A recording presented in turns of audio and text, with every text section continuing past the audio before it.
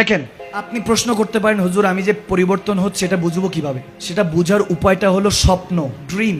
স্বপ্নের মধ্যে ভালো মন্দ দেখবেন। কেউ কেউ দেখে যে আসমান থেকে পড়তেছে, খালি পড়তেছে আর পড়তেছে। কেউ কেউ দেখে যে কুকুর দৌড়াচ্ছে, সাপ দৌড়াচ্ছে। আবার কেউ কেউ অনেক সময় দেখে যে মনে হয় বুটটু চাপ দিয়ে ধরতেছে। আবার অনেক সময় দেখি গাড়ি অ্যাক্সিডেন্ট করে পড়ে যাচ্ছি, খালে দিয়ে পড়ে যাচ্ছে। এগুলো হলো শয়তানের থেকে আসা। সাপের ব্যাখ্যাটা, স্বপ্নের ব্যাখ্যাটা আমাকে প্রায় 2-3 দিন ধরে অনেকেই বলছেন, আমি এর জন্য ছোট্ট করে দিয়ে দিচ্ছি। আল্লাহর নবী বলেছেন খাব স্বপ্ন হলো নবুয়তির 46তম একটা সিম্পটম। সুবহানাল্লাহ বলেন। নবী রাসূলদেরকে খাবের মাধ্যমে, স্বপ্নের মাধ্যমে ওহীগুলি নাজিল করতেন আল্লাহ নবী রাসূলদের কাছে। এই জন্য খাবটা অনেক বড় ইম্পর্টেন্ট। আপনি ইবাদত বান্দি করে যদি শুয়ে থাকেন, আরে এই স্বপ্নের মধ্যেই তো দয়াল নবী দিদার দেয়।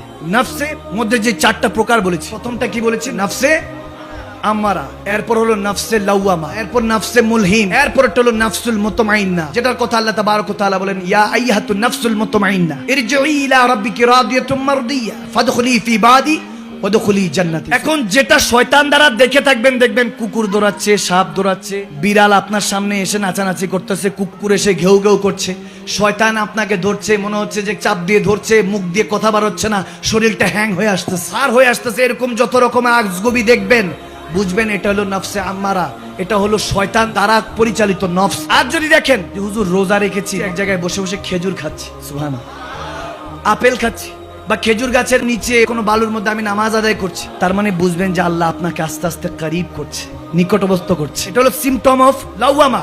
যখন নফসুল লাওয়ামার দিকে আছেন, আপনি পরিবর্তন হচ্ছেন, তখন ভালো ভালো স্বপ্ন দেখবেন, ফল ফ্রুটসের স্বপ্ন দেখবেন, কাউকে আপনি ফল খাওয়াচ্ছেন, নিজে খাচ্ছেন এরকম দেখবেন, বা কোথাও নামাজ পড়ছেন এরকম দেখবেন। এরপর নফসে মুলহিম যখন আসবে, আমি সংক্ষেপে বলছি যাতে বুঝে যায়।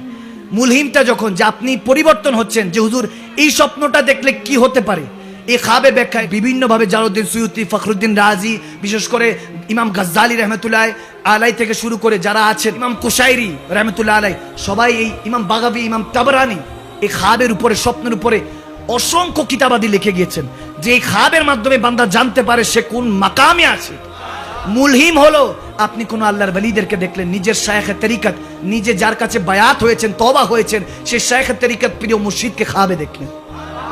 শেষ স্টেজের আগে, নফসুল মুতমাইন্না হওয়ার আগে, নফসে মুলহিমের মধ্যে দেখলেন আপনি কোনো পীর বুজুর্গকে দেখছেন, কোনো ওলামায়ে কেরামকে খাবে দেখেছেন, তার মানে আপনি এখন খুব নিকটতম আছেন আল্লাহ রাসূলের কাছ থেকে। আপনি যখন এরকম দেখছেন যে কাউকে আপনি ওযু করায় দিচ্ছেন, কোনো বুজুর্গ, কোনো আলেমে দিনকে ওযু করায় দিচ্ছেন, খাবার খাওয়ায় দিচ্ছেন, কিংবা তার সাথে কথা বলছেন, তেনার পিছনে নামাজ আদায় করছেন, এরকম যদি দেখেন, কিংবা আপনার মা বাবার খেদমত করছেন, সেই সময় আপনার মা বাবা আপনাকে ভালো ভালো নসিহত করছে, এরকম কোনো সিম্পটম, নামাজ পড়ছেন, কোন নামাজ ধরেন